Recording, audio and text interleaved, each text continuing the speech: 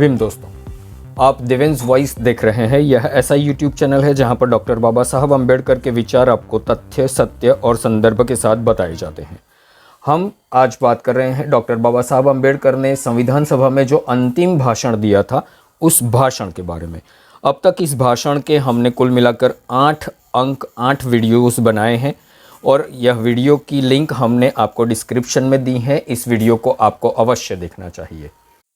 साथ साथ आपको देवेंस वॉइस यह यूट्यूब चैनल भी अवश्य सब्सक्राइब करना चाहिए। इस यूट्यूब चैनल के वीडियोस को अपने दोस्तों के साथ शेयर भी करना चाहिए, लाइक भी करना चाहिए। और आपको यह वीडियो कैसा लग रहा है, इस वीडियो के बारे में आपको अपनी राय कमेंट सेक्शन में कमेंट करके अवश्य देनी चाहिए। संविधान सभा में अपने अंतिम भाषण में डॉक्टर बाबा साहब अम्बेडकर ने स्वाधीन भारत में और स्वाधीन भारत के भविष्य के लिए एक बहुत बड़ी चिंता जताई।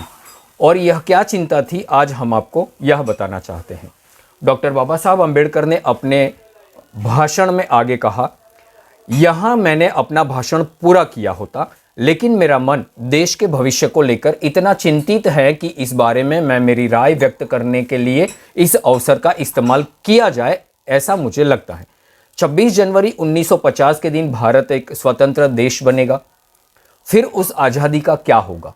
भारत अपनी आज़ादी को बरकरार रखेगा या फिर गंवा देगा? मेरे मन में यही विचार पहले आता है।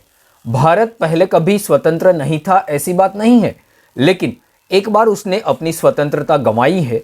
क्या एक बार फिर वह अपनी स्वतंत्रता गंवा बैठेगा? भविष्य के बारे में यही सवाल मुझे ज़्यादा चिंता में डालता है। भूतकाल में भारत ने केवल अपनी स्वतंत्रता गंवाई थी, ऐसी बात नहीं है।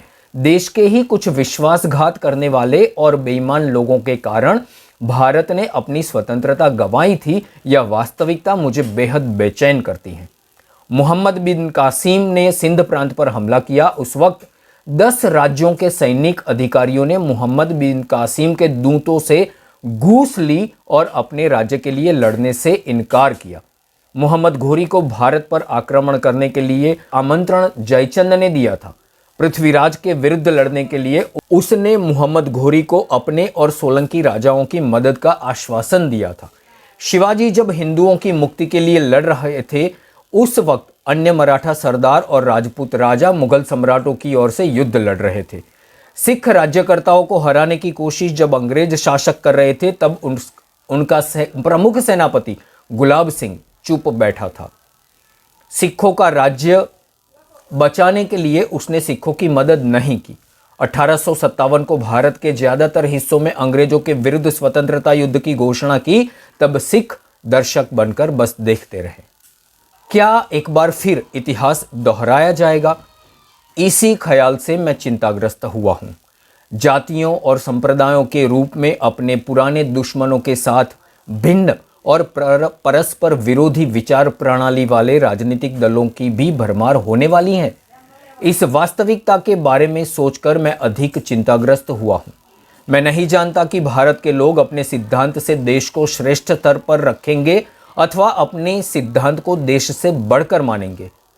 लेकिन एक बात पक्की है कि अगर पक्ष अपनी तत्व प्रणाली को देश से बढ़कर मानेंगे तो दोबारा आज़ादी गंवाने का संकट आएगा ही। और इस बार आज़ादी गंवा बैठे तो वह हमेशा के लिए हाथ से जाएगी। इस संभावना के विरुद्ध लड़ने के लिए हमें कटिबद्ध होना है। अपने खून की आखिरी बूंद तक अपनी स्वतंत्रता की रक्षा का निर्धारण हमें करना ही होगा।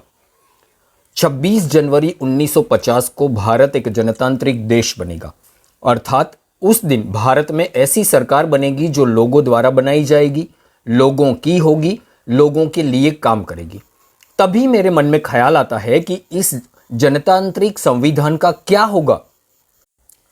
उसे सुरक्षित रखने के लिए यह देश समर्थ रहेगा या एक बार फिर वह अपनी स्वतंत्रता गंवा बैठेगा? मेरे मन में आने वाला यह दूसरा ख्याल भी पहले ख्याल की तरह ही मुझे चिंता में डाल देता है। डॉक्टर बाबा साहब अम्बेडकर ने स्वाधीन भारत में भविष्य के लिए अपनी जो चिंताएं थी वो इस भाषण में बताई। ऐसे ही इस भाषण में डॉक्टर बाबा साहब अम्बेडकर ने आगे क्या कहा, यह जानने के लिए आप हमारा अगला वीडियो अवश्य देखिएगा। आपको अगर हमारा यह वीडियो पसंद आता है तो इस वीडियो को लाइक कीजिएगा, इस YouTube चैनल को सब्सक्राइब कीजिएगा और हमारे वीडियो को शेयर अवश्य कीजिएगा। धन्यवाद। जय भीम।